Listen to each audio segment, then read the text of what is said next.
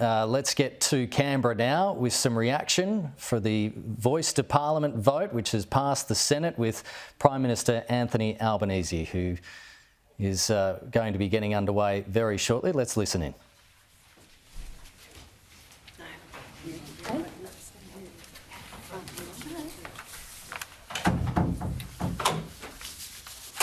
Thanks for joining us.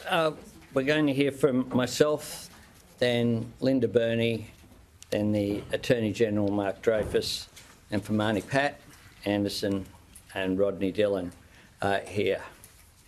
Today our Parliament has said yes to holding a referendum. Now the Australian people will have a chance to say yes to reconciliation and yes to constitutional recognition of First Nations people. The Uluru Statement from the Heart begins. We gathered at the 2017 National Constitutional Convention, coming from all points of the southern sky. Make this statement from the heart. Goes on to say, with substantial constitutional change and structural reform, we believe this ancient sovereignty can shine through as a fuller expression of Australia's nationhood. Proportionately, we are the most incarcerated people on the planet. We are not an innately criminal people. Our children are alienated from their families at unprecedented rates.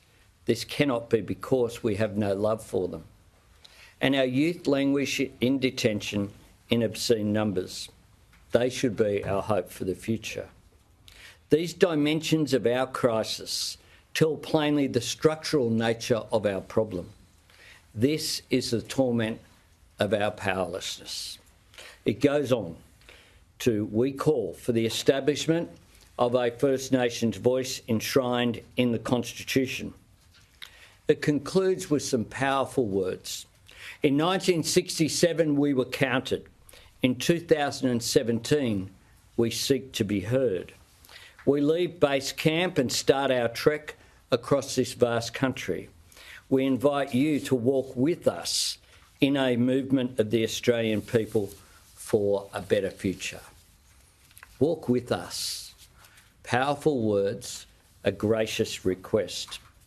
And I say to my fellow Australians, Parliaments pass laws, but it is people who make history. This is your time, your chance, your opportunity to be a part of making history.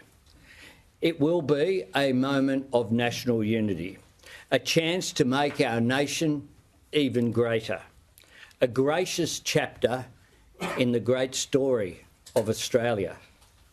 This change isn't about detracting from the 122 years of our democracy.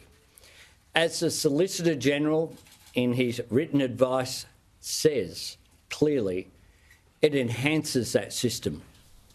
This has been the culmination of years of discussion, consultation and patient hard work by Aboriginal and Torres Strait Islander people themselves. And what shines so brightly at the very core of its gracious request is the desire to bring us all closer together as a people reconciled. This once-in-a-lifetime opportunity to lift our great nation even higher. Recognition of this continent's first people in our nation's constitution. Listening to their voices on issues that impact them. Making concrete, practical change that makes a difference to people's lives. People making themselves heard across our great nation. In the regions and beyond, in the remotest corners of our vast and beautiful continent that we share with the oldest continuous culture on earth. All those voices rising across Australia like the headwaters of 1,000 creeks and rivers, joining into a mighty current, a chance to walk together as one to a better future.